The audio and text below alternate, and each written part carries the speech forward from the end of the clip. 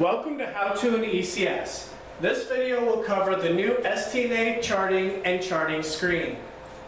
The old STNA Charting Screen consisted of many options that were not necessary for the STNA. We have removed those options and created a less cluttered screen with larger buttons.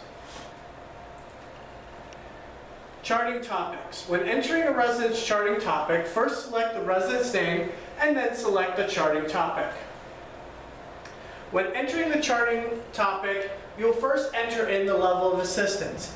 If the care did not occur, click the button that says did not occur. This will enter did not occur into the charting. It will save and exit the topic. If the level of care is independent or supervision, you will select which one of those was provided and then indicate whether it was with setup or without setup for either supervision or independent. After entering either of these, click the Save button. If the level of assistance was 1 assist or 2 assist, you'll then indicate the level of care, whether it was limited assist, extensive, or dependent. After indicating this level of care, click the Save button, and this will save and exit the topic. Charting output. When charting a resident's output, you'll select their name and then click the Output button for your shift. The first section of the output is the voiding section. In this section, you will indicate whether it was a continent void, incontinent void, no void, if it was a catheter, and if the resident is a catheter and this is not the end of the shift, you can click the Go to BM entry for catheter residents. This will direct you to the bowel movement section of the output. If the resident does have a catheter, you would click the catheter button and it will bring you to the urine output. Then click the urine output button and enter in the milliliters of urine output for the catheter, or the measured output from the hat in the toilet. When entering in for toileting or changing a brief, you'll indicate whether it was continent or incontinent, no void, and then you will indicate if you need to provide any briefs or other incontinent products for the resident. After selecting the type of incontinent product, you'll indicate the number used. If there are additional voids for you to chart, just tap the additional void button. This will bring you back to the beginning of the void section, and you can enter in an additional void. If you are finished with entering the void, tap the next button. This will save your void and bring you to the stool output.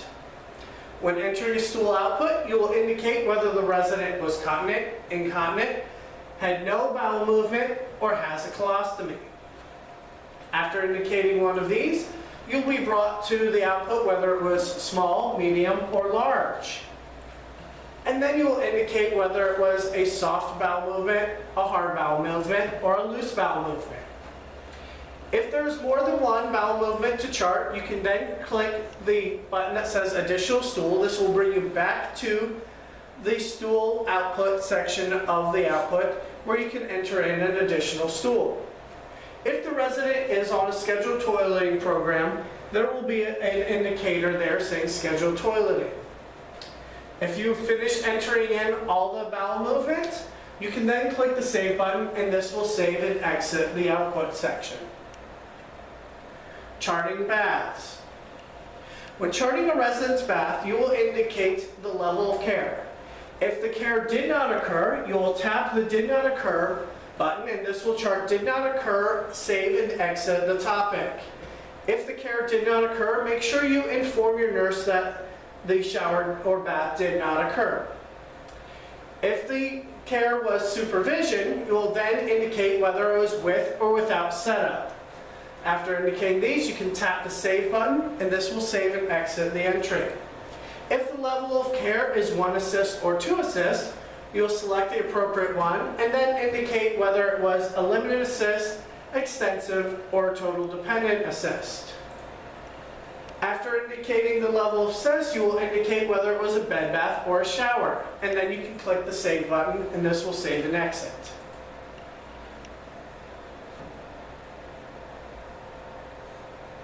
You can Additional care You can also indicate S, additional care of the for the resident, and then you can save at this point. After saving, you will be brought to the skin portion. Here you can indicate any noticed skin injuries for the resident. If there are no injuries noticed, you can click the button that says Skin Intact.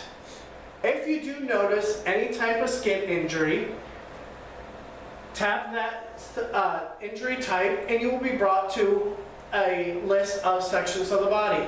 Indicate the location of the body that the injury was noticed. If there are additional skin problems, tap the button that says Additional Skin Problem, and this will bring you back to select an additional problem.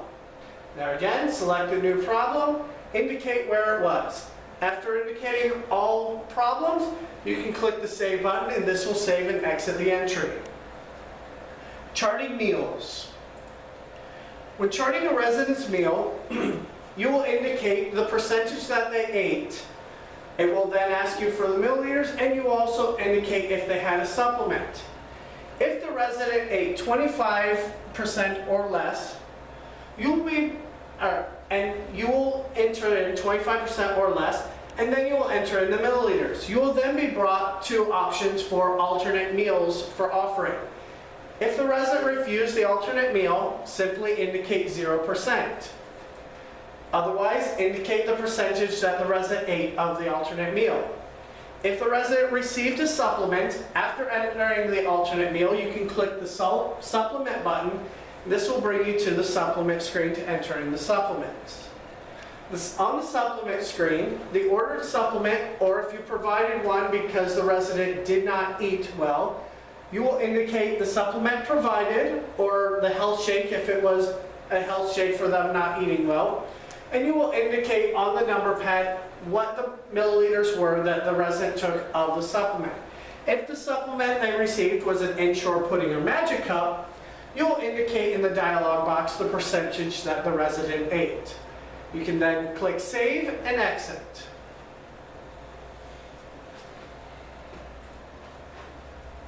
Common issues noted with charting. First one is coding a resident's care incorrectly.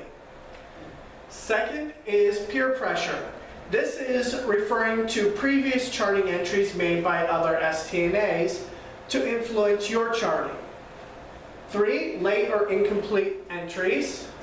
4, not charting as you go. And 5, inputting accurate information on the correct resident. To minimize mistakes, 1, chart as closely as possible to the time the care was given. 2, chart every 2 hours as you complete your rounds. 3, understand the codings of the resident's ADL care. 4, check the resident's name and picture before charting the entries. And 5, when you're unsure or having problems, please ask questions of your supervisor, floor nurse, or fellow STNA. We are all here to work as a team.